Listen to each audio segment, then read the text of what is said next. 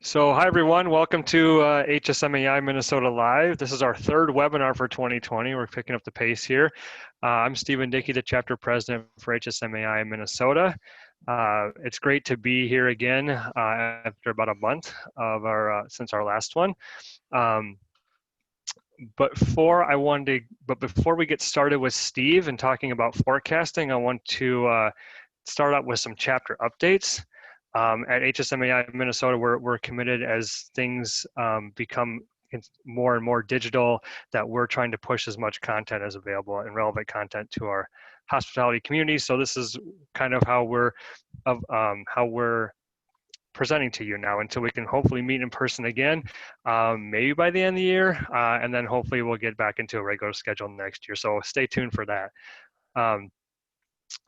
Move here. So just a couple updates. The webinar series that we're doing today is getting busy. We have a great conversation with Steve Green coming up today, and we have a couple more. We have two more next month focusing on marketing and upselling. So watch for those. And they will be great content, and and we'll obviously be posting them on our channels for you to view at any time. And so just follow us and sign up for those and have more conversations with some experts that we have access to. Secondly, we still need volunteers to keep the information flowing. With live events on hold, it's a great way for you to get involved with HSMAI on a little bit of a lighter scale.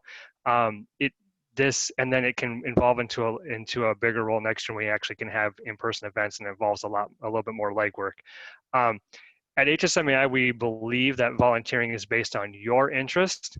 So this means you tell us what you're good at and what you love to do, and we find ways where you can help us out. So if you want to get involved, please reach out to us.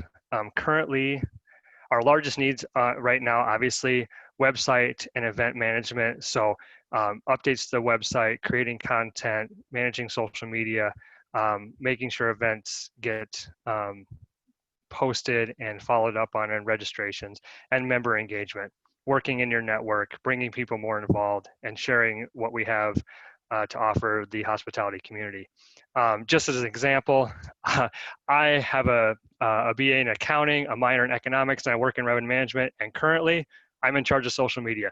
You don't have to be an expert in the field that you want to work in to actually do it with us and volunteer. It's actually a fun way. Social media was never my expertise, but I actually enjoy doing it, and I would have never done it before if I didn't have it with HSMAI. So it might be something for you to get involved with that you're interested in. So reach out to us and volunteer. So, and I'll give you ways to get in touch as we move on. So, but I'll be done with my chapter plug now, and I'll introduce our speaker for today. Today's speaker is Steve Green, and he's going to talk about budgeting and forecasting in today's world. Steve Green is the principal sales specialist of emerging innovations and at Ideas Revenue Solutions. Steve's held a lot of revenue management director positions at various brands. I think I can Hyatt, Wyndham, Sofitel, Red Lion, and the Ecolab, Interstate Hotels, TSA Solutions, and Radisson Hotels is where I met Steve. He was actually my director for a couple of years. He taught me how to forecast and the importance of forecasting. So, I learned a lot from Steve, and I know he's got a lot of great things to share. And so with that, Steve, I'll turn it over to you, and we can start this conversation. Perfect. I'll unmute. I should have called you last night, Stephen, by the way. I was helping one of my kids with her accounting homework, and we were having some issues with what they call T-charts or something like that, but she did good enough. So, and I hope, by the way, I didn't steer you wrong on the education on forecasts. And Stephen and I did work quite a bit together to try to figure out how to make better revenue management decisions at Radisson, right? And that's something that takes time and takes effort and the big thing is forecasting. Revenue management is just, you got to forecast first. And the thing that I always like to do on the forecasting, especially in today's world, is getting alignment up front. And I hope that you guys are all doing this. For those of you that forecast or do budgets, it's extremely important to make sure everybody has the same view or definition of what success looks like. And I know that's hard sometimes to come up with because success criteria for a property versus a management company versus the owners might all be different. And that's why it's so critical to say, hey, you know what, let's figure out what makes sense for us. What are we okay with? And I know every owner is going to want to push you to get some extra revenue. But my opinion is that if you can rationalize or explain why, hey, this is what we think we're going to do on the forecast or the budget. And by the way, I use forecasting and budgeting pretty interchangeably because a budget is basically a longer term forecast with a little bit more risk and definitely some less uncertainty. But the idea that you have to say, hey, let's all be on the same page of what we're trying to accomplish, not just what we're trying to get to, but how we get there. And that's where forecasting and budgeting could actually help drive those strategic conversations. And that's something we're seeing more of now, right? So if you look at how you're interacting with perhaps group at your hotel and you say, the DOS says, you know what, the group isn't coming around, or we have a promotion. I was just talking to somebody where they're doing a promotion for, I think it's Q1, where there's no cancellation fees and no attrition, right? And that makes sense to try to create some demand and generate some business, but then you have to consider, well, how certain am I that business is going to happen? Because if I'm a client and saying, hey, maybe I will have a group and come in, February, but I don't feel I need to be as committed because I have such flexibility. So how do you understand and forecast for those activities? And that's part of that strategic point where if it's on the books, for instance, if you book a 100-room group for this brand for January, do you forecast for the 100? Do you net it down to 90? Do you say, you know what, there's a 50% chance that they'll pick up their 90%, what I would normally net it down to? So do I net it at 45 for internal purposes or at least forecasting purposes? So that's a critical portion, and I'm sure Bob's running into this all the time in the sales world. There's a lot of unknowns, and what we're seeing, and I've been talking to a lot of folks on directors of sales, directors of revenue, directors of finance, and operations folks, because this forecasting and now right now with budgeting is different. It's different now than it has been before, and I think we all know why. And it's not because it's just an election year or the pandemic, but there's just a lot of stuff going on with the idea that we don't know what's happening next year, or let alone what's happening in 90 days or 60 days. So the idea and the concept, what we're seeing more is you got to be agile with your forecasts. You got to do them more often. I heard one property is doing operational forecasts, which are a little bit different than obviously than financial forecasts, but the operational forecasts are being done 2 to 3 times a week now, which that's a lot of work, right? And it's necessary. On the financial side, though, there's also that need to keep in mind how that things are changing within your window. And the booking window for group houses is now getting much shorter. For transient is getting much shorter. We're seeing this across the board. So it's kind of interesting to understand how the business dynamics are changing, what that might do for our own forecasts and budgets, and then what that looks like from a strategic point of what do I want to do for next year. We see, I think there's a few hotel folks, but I've heard some properties trying to figure out how they can remix or change their mix at their properties.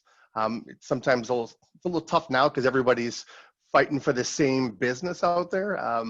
Crew business isn't creating the demand, the base demand that it has in the past, obviously, and group is, from most markets, group is what really drives that base business.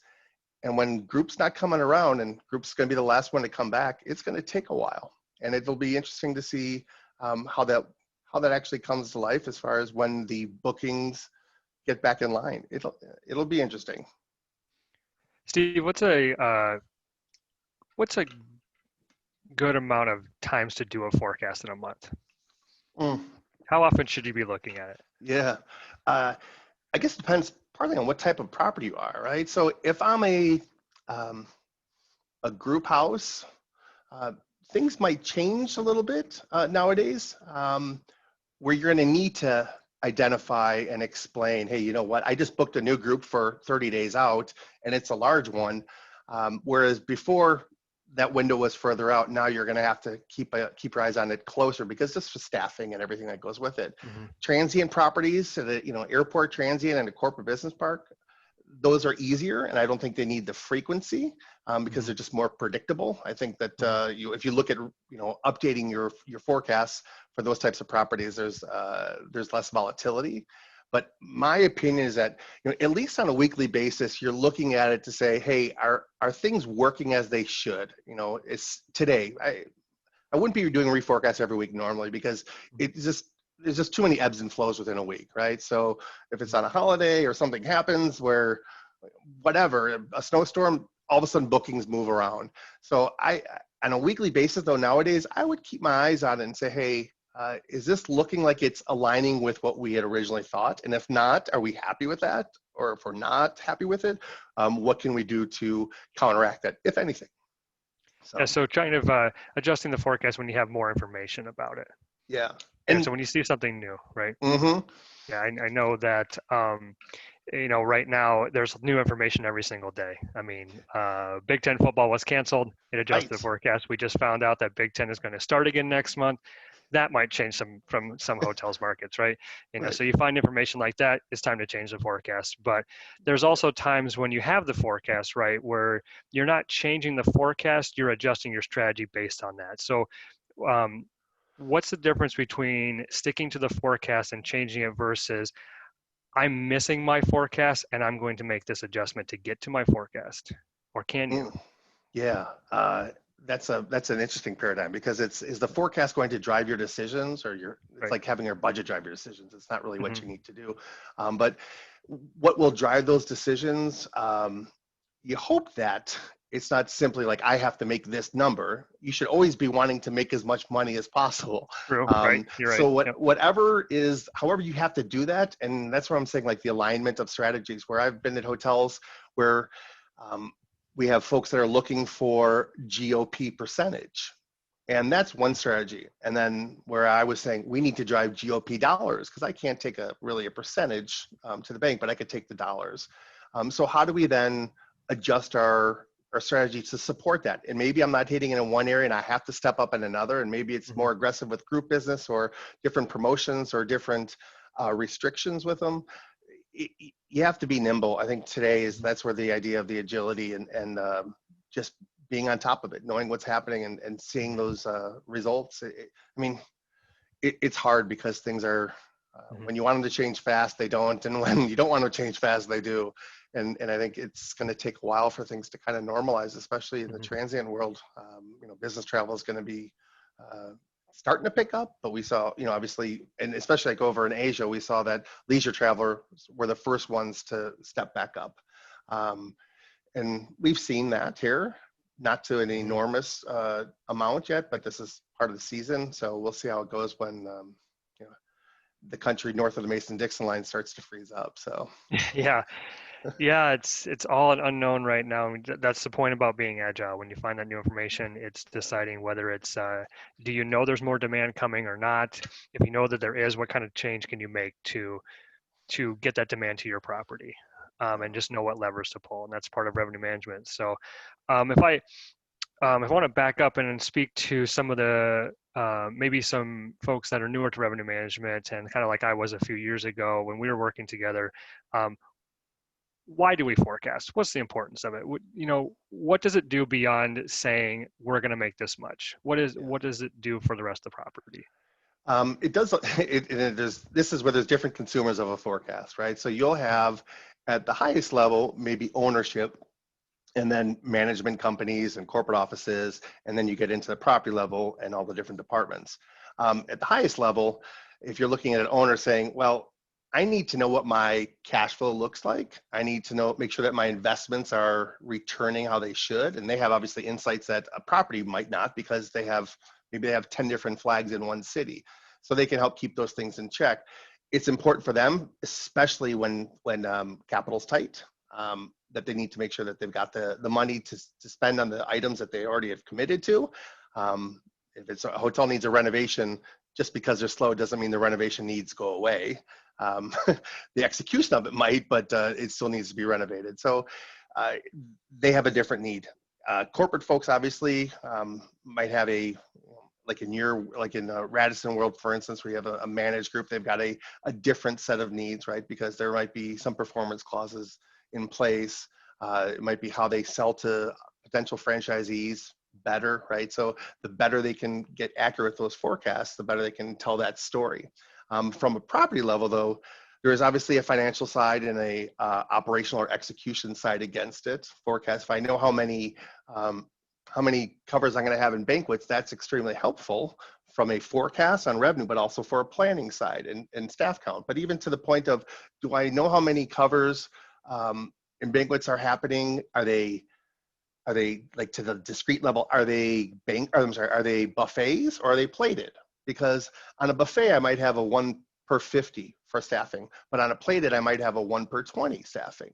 So understanding those forecasts, especially when you get into the operational side, the deeper the granularity, that's where they get to execute against it as far as how they support the, how well that P&L is actually going to come out, right?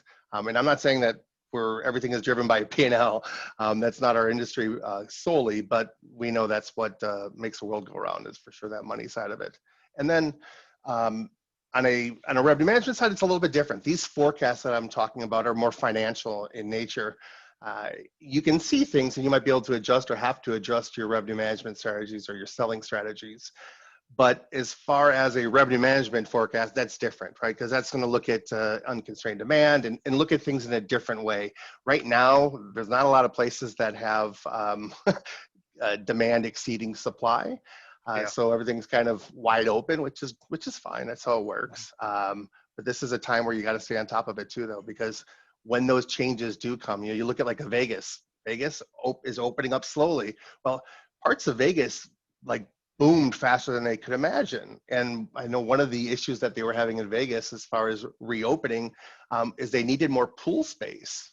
It wasn't the casino space. The casino space is fine because they were like, I think, a 50% max occupancy for casinos for the floor space.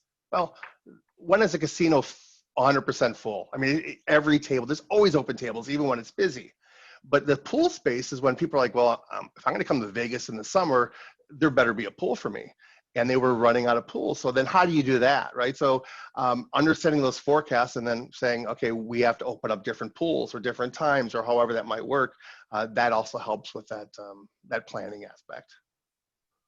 Right. I think that's one of the things that struck me most when I was starting doing forecasts was, well, I know that if I'm going to forecast to be full, I need to raise my rate and obvious things like that from a revenue management standpoint and kind of make those adjustments. But if you're forecasting to be empty and the hotel ends up full, you're really kind of leaving the operational folks, with their hands tied a little bit. There's not enough people to clean the rooms. There's not enough. And on the flip side, you have a bunch of empty rooms and you have people there that you're paying and they're not, and they're not there. And they're not, there's nothing to clean. So, I mean, that point was where I kind of had the aha moment and went, wow, this is actually something that somebody else is going to use to run the business effectively. And that kind of made it seem how accuracy was so thin, because accuracy is always a big driver. Make sure you have your forecast accurate. But with that, the other challenge is with that is talking about what's expected versus what's real. Pre-pandemic, working with a hotel, everyone wants to be full and they want to make as much money as possible. We, as revenue managers, we see the forecast, we see the trends, we know what is really going to happen. How do you weigh that against a ADR driven owner or manager that says, I have to have this rep or I have to have this ADR when it's not realistic? How do you communicate that effectively to them? And that happens all the time, right? It's part of how revenue management has gone beyond just button pushers and dial turners and lever pullers or whatever. There is that point where you have to actually be influential. You have to be able to speak to owners and management and say, this is why, this is the information I have. Because in revenue management, we're making data-driven decisions, right? It is the Sheldons of the world, for those of you who watch Big Bang Theory, right? There's no emotions involved in this. We are literally just saying, here is the data, and this is why we're doing it. And you do have, I think, gut does play somewhat of a role as a data point, but not as the only data point. So you're always going to have those folks that just want to just wring more money out of you, and it's a question of how you can find the data that backs up your theory, right, or your strategy. Hopefully, those strategies are being pulled together with sound data. Um, if I don't know if you guys can see behind me, but this is, I'm just working on some process mapping stuff. And this is of just kind of pulling together some of the data that you need to do for collecting the data to do a budget, right? So that's a lot, right? And understanding where to find that data, what you're looking for in that data. There's things like if an owner says you need to get more money out of your corporate negotiated, the rate needs to go higher. Well, there's information within Agency 360, which is a TravelClick product that shows you how these specific accounts are doing in your market and what your share is of that. So then you have a story. You could say this is what's going on, along with, well, sales has also said that they're going from 3 preferred hotels to 4 hotels. So how does that change things, right? Or their overall travel, excuse me, is going down next year. So those are all these different data points, and you have to be thorough. As long as the data backs up the story, but the story has to be well written. And I think that's owners and management, they appreciate that. And I've been on both sides of that table where you hear a good story and you're like, yeah, I get it. We've approved budgets where where there's a decline in total revenue, but that makes sense, right? It overall improves your profitability, or is the right strategic activity. And we've had a hotel, I remember one where we remixed quite a bit and got rid of a lot of crew business. Steve might know which one I'm speaking of. And that was, we walked away from a lot of business. It was scary, but we're able to do it because we said we have the good data to make those decisions. And during the budget process, we were pushing the team to say, how can you do this? So it isn't just a one piece of like, well, if we do this, then it will happen. It's, okay, if this is our strategy, then how do we realign our sales efforts, right? So it is really more than just, a spreadsheet exercise. You really have to get into all of the steps that lead to it, and then how that looks going forward, and then how you're checking up on it, right? So I think that's that measurement, that constant measurement of your performance. And sometimes budgets are crazy off, and sometimes they're right on. They are. Yeah. And forecast too, right? I did an exercise once, and Stephen will probably remember this, is that I looked at forecast accuracy at an absolute value let's just say it's like 30, 60, 90-day windows, right? For a group, by far, the most accurate forecast was in the 90-day window. So as we got closer, they just started getting bad at it because there's volatility. They think they knew, but it was really, you kind of get into it, you mix things up too much, and you kind of get lost. The transient, obviously, the window as you get closer, it's more predictable. But the group, it's interesting because it's how that's going to end up. That 30, 60 days, they kind of go off the rails a little bit. But then you have, well, transients picking up to complement any deficiencies in group, and those are part of your strategies as they roll through. It's your point of, I'm not hitting it here, how do I hit it there, right? Right. Yeah. Yeah, it's good you bring that up, because I think I've looked back at forecasting before and said, how was I smarter 90 days ago than I am right now? And maybe it's just that, it's not, you have a lot of data in front of you to use, but it's also about organizing that and figuring out what to react to. Don't get into, paralysis of the analysis and try to tweak so many things where if you realized you had less information before, you just made the decisions based off of that. So it's a kind of understanding how much data you need to use, and what is the most important piece, because as you get close to that stay date, you're going to get more, and you're going to get more, and you're going to get more, and you just have to understand what your hotel is actually going to react to. So but yeah, data is a huge part about forecasting. I mean, it's more and more all the time. There's more ways to spin it. So can you talk a little bit about how you use technology? Because we have a kind of an art versus science type of forecast. So we've talked a little about the art part of it, but how do you use technology to help gauge forecasting? Yeah, there's a lot of different ways that people go after it. We have some folks that use an RMS to drive their financial forecast. That works in some instances very well. In some instances, it's tough just because they do have different objectives. Whereas a revenue management forecast coming out of an RMS could change pretty drastically on every optimization. And that might be 3 optimizations in a day. Whereas a financial forecast, you say, well, okay, give me a picture from this week or this month or this day for the next, I'll do this once a month, kind of a window. It's using the data that you have, and as far as the tools that are out there, RMS, everybody's got some form of an Excel spreadsheet that they used, or somebody created, 18 years ago when they were at Marriott. It's always interesting to look at the authors. Some people don't change the authors on the things that they bring over to their new companies. You're like, wait a second, we shouldn't be using this. But those help, right? And that just helps, like to your point, organize that data. It's also determining, what do I want to look at, right? So if I'm using a tool that says it only looks at year over year, well, that doesn't do a lot right now, because that's going to be tough. Maybe it looks at year plus one, right? Prior year plus one, to say, okay, this is a better indication of what's going on. Or maybe I'll say, I want to look at my group from 2 years ago, but I want to look at my transient from January through June to drive the full years, right? And there are solutions. We have a solution actually at Ideas that does that.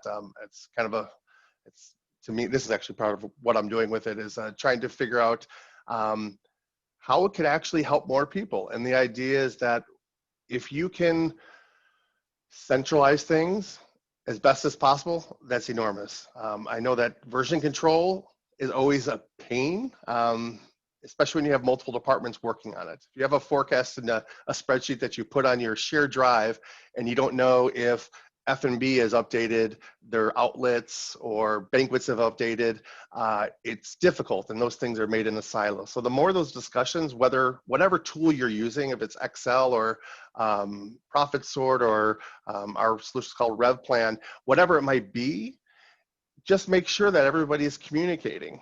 Can you make it work with Excel? Absolutely, you can. It's tough. It's a lot of lifting. But if you're a 100-room hotel and pretty basic needs and no outlets, you just got a little sundry shop that sells toothpaste and stuff, yeah, that's easy enough. But yeah, I tend to not want people to get don't overcomplicate it, right? It just make your life easier if you can, however that might be.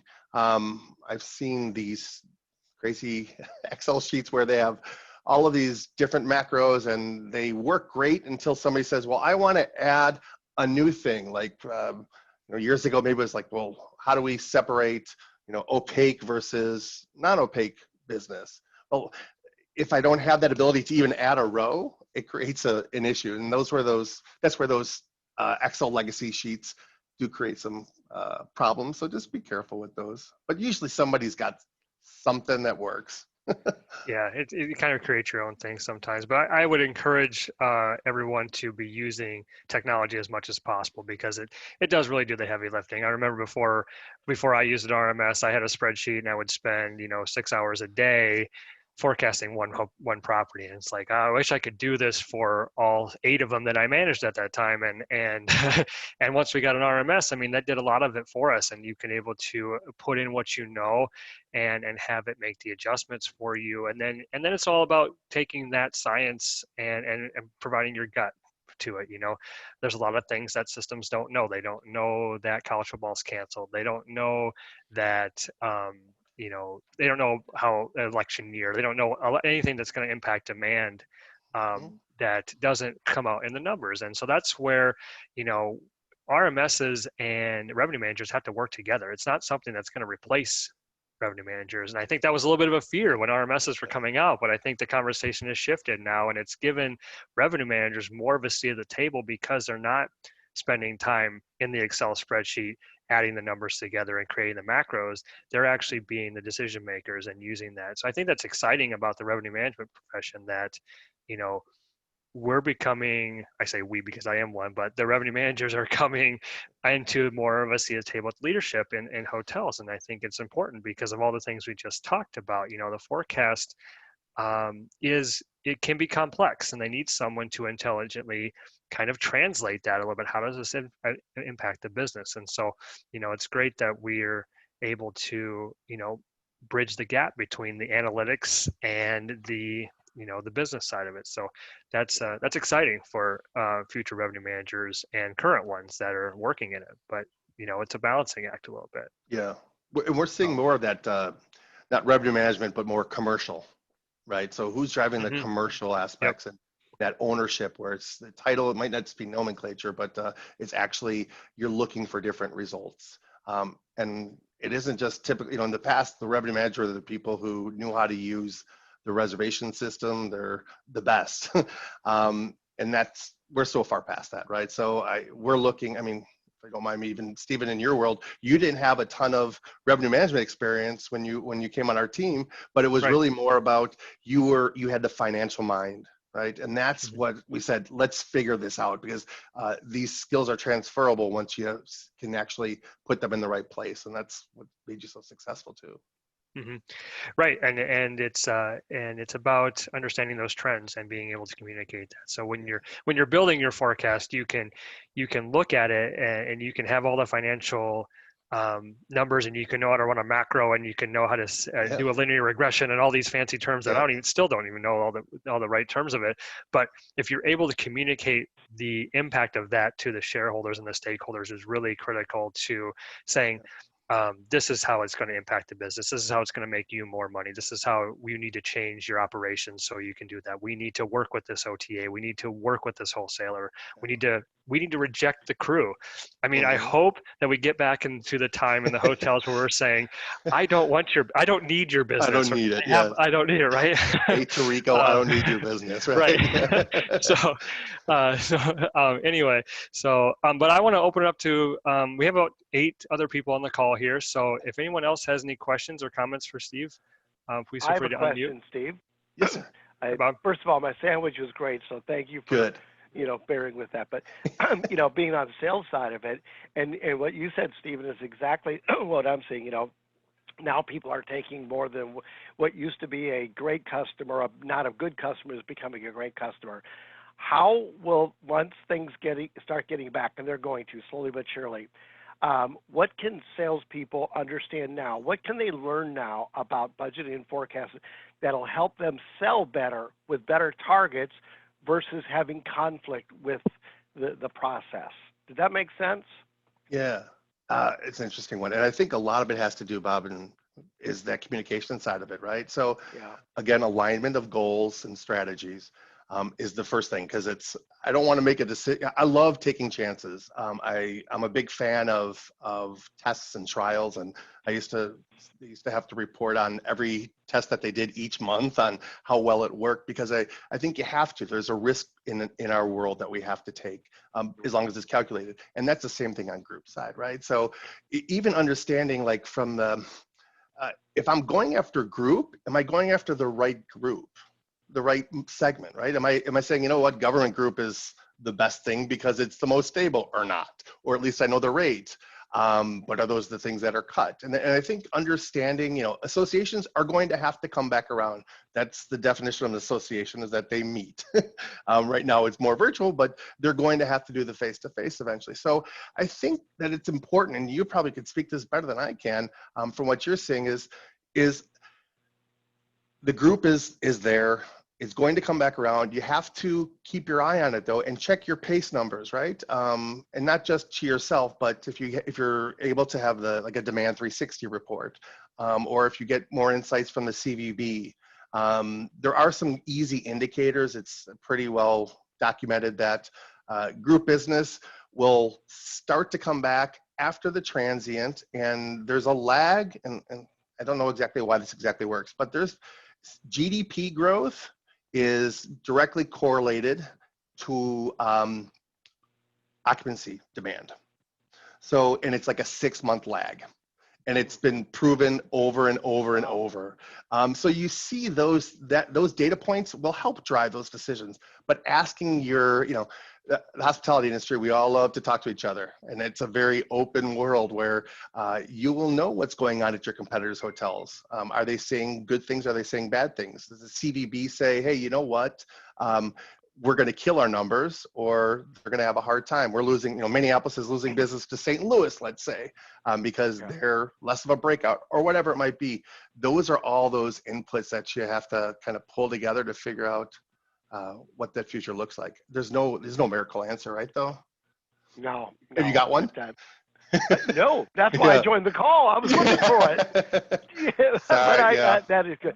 No, but I think that makes so much sense, and it is going to come back. And it's funny because across the country, we are seeing. It's like here in Minnesota, all my customers in the Midwest, they're seeing a faster comeback rate versus my hotels in New York, my hotels in the West Coast. It's like two different worlds. So it's so interesting. I thank you for the GDP thing. I'd never heard that before. So that's my golden nugget. Thank you. Yeah, I actually have I did a study with that on in 3 different markets using just some regression analyses, and that was actually a huge driver for it. So I could show you that too someday. Oh, You want to geek out on some numbers, Z-scores and whatnot. You balance my checkbook too while we're at it? No, Steven's better. Yeah, he's better at numbers. I think, Steve, you, if I remember one of your presentations from HSMAI Rocks in the past was how demand changes for Halloween by the time of the week. So you've done a fair amount of those tests where it works on that. Yeah. Which, by the way, I'm still behind everybody making a plea to the government to move Halloween to the last Sunday of the month of October. It is legitimately the best thing for hotels and restaurants, I promise. Yep. So. Well, next year it is on a Sunday, so there you go. See, I think, right? Ask and you shall receive. Yeah. So, yes, Bob, thanks for joining. I think, Steve, you've been in sales before, so if you could, so we have a lot of sales members at HSMAI. So speak to that. How does the revenue management forecast impact the sales team? Yeah. Well, let's let Bob talk a little bit. You want to chat, Bob? I want to hear yours because then I'm gonna sound really smart when I fill in the gaps of what you just said. Yeah. Go ahead. It's interesting because I just had a recent conversation with the DOS at a pretty large hotel that's about 40% group.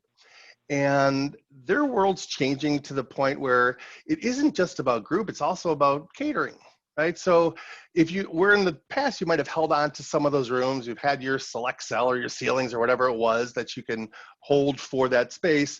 And free cell was going to be 30 days out or 60 days out for the small rooms.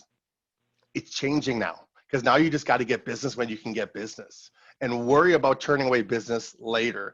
And that's what I've been hearing and seeing is that people want to err on that side more. Right? Everyone panics, and you don't want to just panic in your transient rates and drop your rates because we all know that's a death spiral. But there are some good ways to allow your group, give your group some greater flexibility to help build that base or to make some better deals or make a 2-year deal that might be something you would have not done in the past. But hey, let's deal with having too much demand or some low-rated business on the books.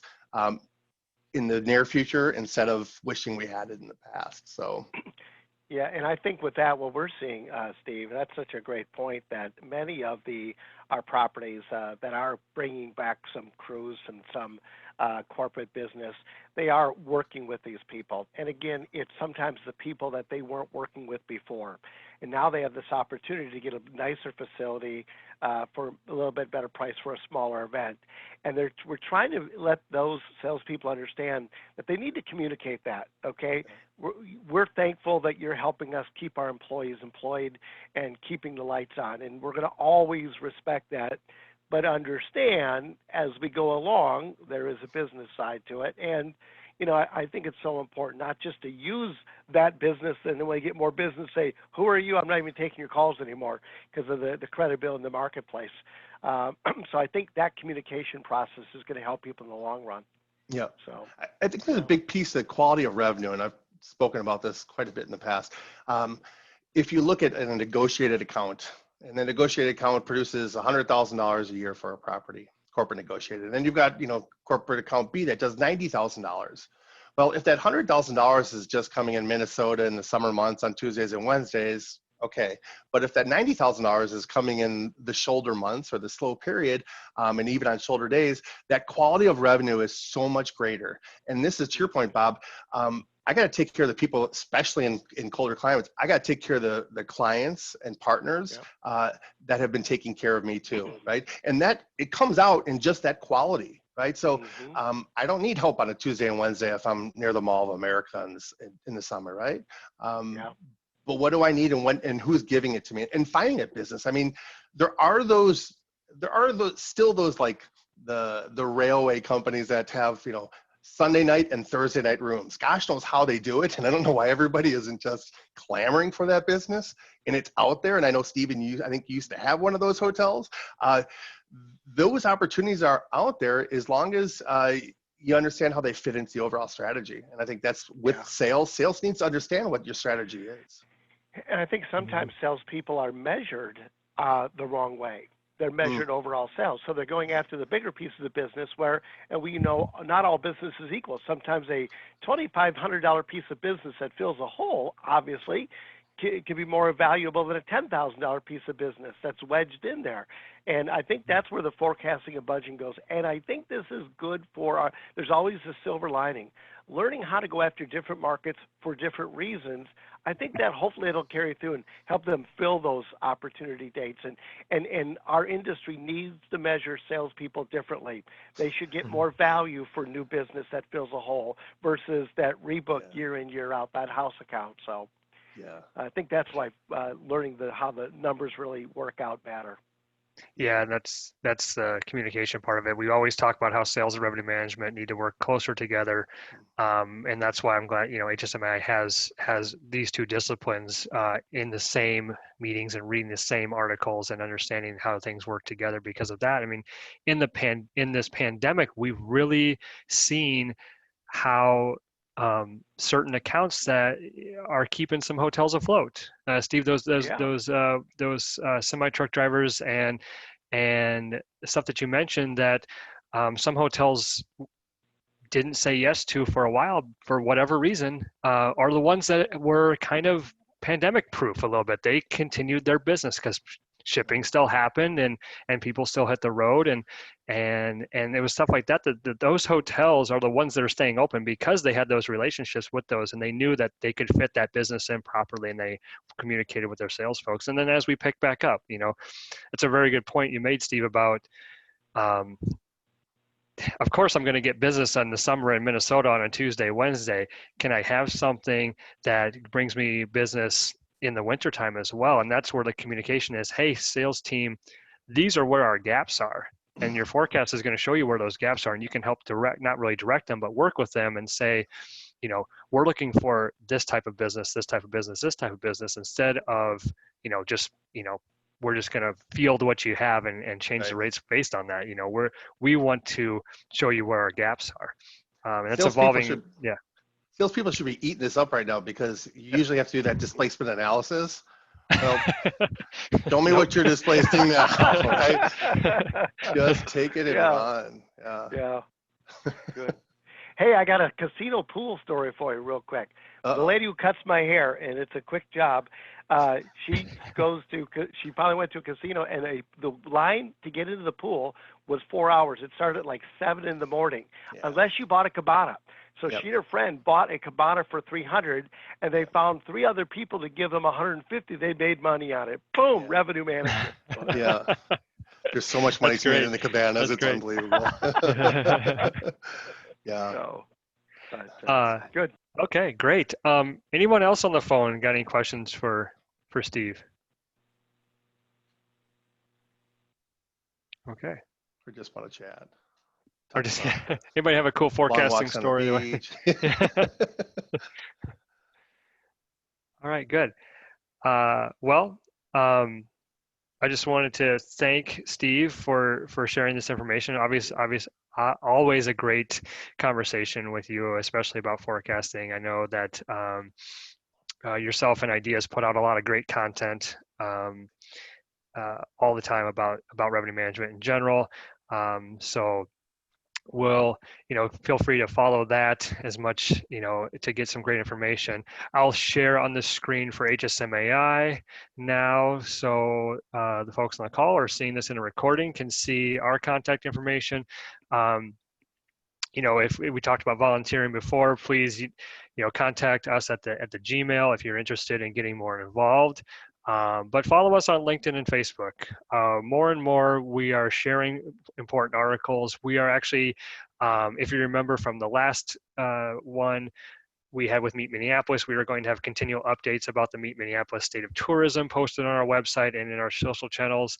And then our website, hsmaiminnesota.com, is where you can find all the events and that we have upcoming, the webinars, and other information to get involved there. So it's been a great conversation with you, Steve, and Bob. Thank you for joining as well. Your input is always appreciated. And with that, we can end this episode of HSMAI Live. But thanks everyone, and have a great rest of your week. Thank you guys. Have a great day. Thanks. Bye. Thank you.